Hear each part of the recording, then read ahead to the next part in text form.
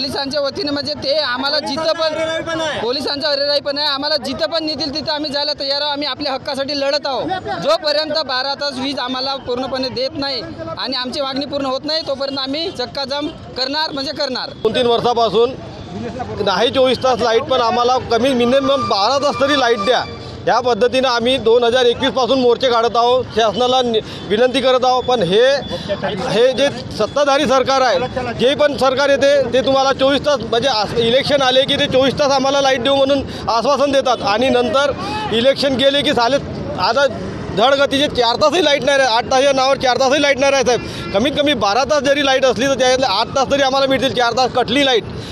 म्हणून आम्ही आज या ठिकाणी सडक तालुक्यातील परिसरातील सर्व शेतकरी मिळून या ठिकाणी चक्काजाम केलेला आहे आणि विद्युत विभागाला कमीत कमी 12 तास लाईट देण्याकरता भाग पाडण्याचा आमचा उद्देश होता। पण पोलीस प्रशासनाने आमचा हा इथला चक्काजाम बळजबरीने उधळून काढलेला आहे। आमच्या काही पुढाऱ्यांना त्यांनी पोलीस स्टेशनला नेऊन